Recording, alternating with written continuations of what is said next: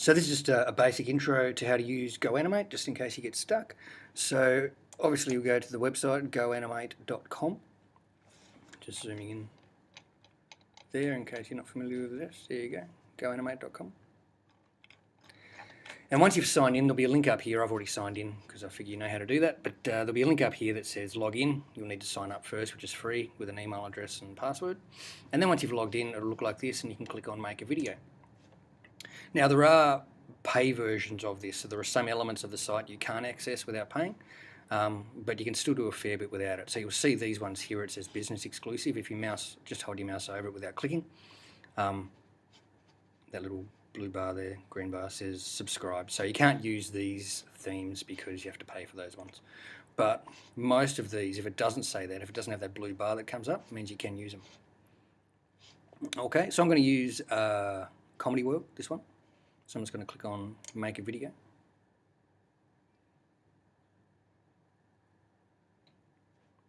And this whole setup is powered by Flash. So unless you have a browser on your iPad that will show Flash, you can't actually do this on your iPad.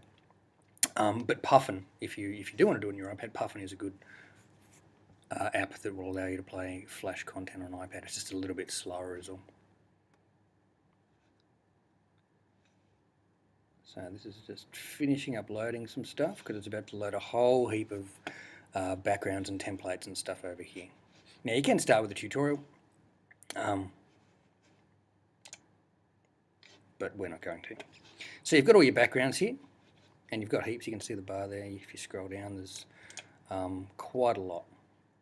So I'll just choose this one. You just click once on it. You don't need to drag it across or anything like that. You just click on it, and you can see it applies it down here in your timeline. So to add a character, you just go to the next tab up here and click on that, and you've got your list of characters that are available for this animation. So I'm going to click on this guy, just click on him, and it adds him to your scene. If you mouse over without clicking, you see it highlights orange, which means you can grab him. So if I click and hold on him now, I can drag him around my scene.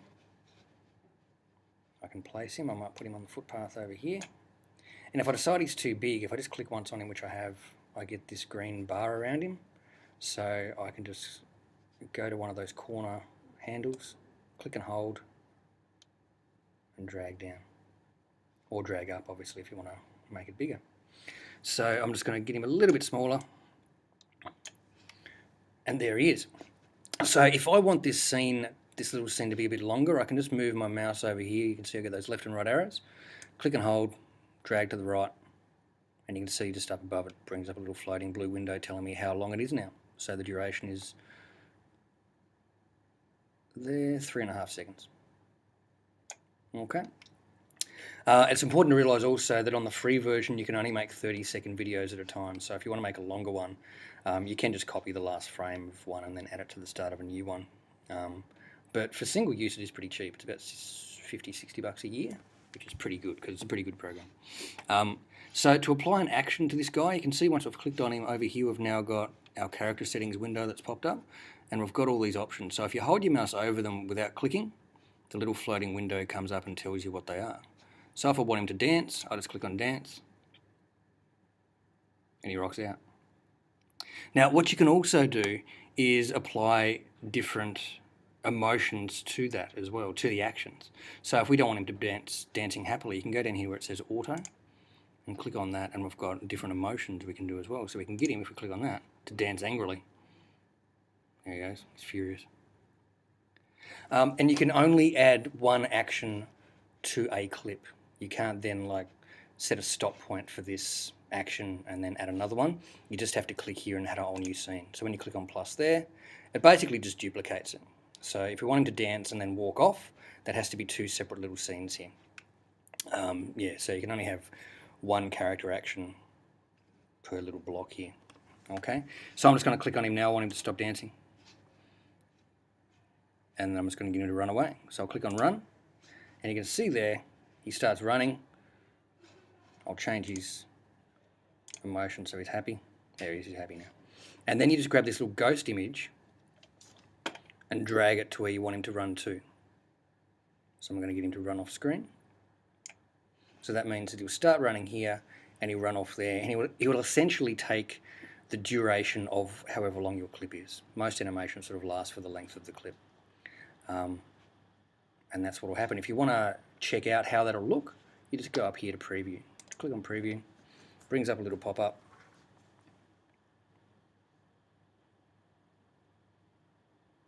Depending on the speed of your computer and your internet connection, that'll determine how quick it is. Mine's a little bit slow. Here we go.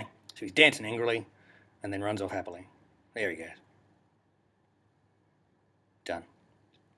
So now if we want to go back to editing, we just click on that, or we can just click on the X to close the window. Both work. And let's say we want him to run back the other way. So again, we can click on the little plus sign there to add the new scene. You can see he's off stage here and just standing now. It doesn't continually have him running. So we just click once on him, and you can see we get this little floating window popping up as well. Now this has got a handy one here. This one is flip. So if we want him to run back the other way and turn around, we just click on that, and it flips him around, and now he's facing the other direction. So now if we click on run, you can see that our ghost guy is going this way. So we just drag him up there, and that's that. And you can see we've also in this little window got bring forward, send backward, etc. That's if you've got more than one thing on the screen, you can actually send him behind. So you can see that tree there.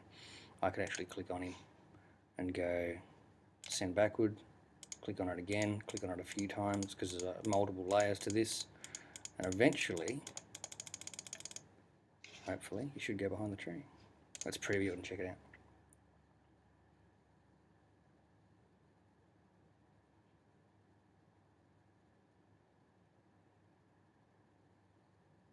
There we go.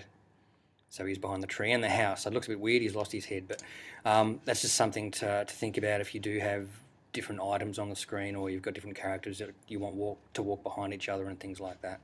So I'll just click on him and bring him back forward because that looks a bit silly. So now, if I want to add another character to the scene, I can do so. I'll just click on plus, and he'll basically, like I said, you can go back and click on these scenes if you want to make changes to them. If you want to delete it, you just click once on it and this window or this menu comes up. You can just click on delete and it's gone. You can change the duration there more simply if you don't want to drag, and you can click on preview as well. Preview from here obviously means you don't have to watch the whole thing all the time. If you just want to watch a scene, you can just watch it from that point, so you don't have to watch it from the start over and over and over. And you can also change the order. So you can just click and hold and see that black line there, just drag the scene to wherever you want it to be. So what we've got now is he starts there just dancing really angrily. This one he runs off stage or runs off the screen. This one he'll run back onto the screen and then he'll stop there. So once he's stopped here, this will be at the end of him running onto stage in the previous scene. We're going to add another character, so we'll bring in the security guy. There he is. So I'll just click once on him, make him a little bit smaller, just clicking and dragging him down a little bit. And I'll start him just off the screen, and I'm going to get him to walk. No, I'm not. Yeah, I will. I'll get him to walk first. I want to see him show off. I haven't seen that one. So there's walk. Just click on that. There's the ghost image. That's all we want. So if I just click on preview from here, that'll show us what that looks like.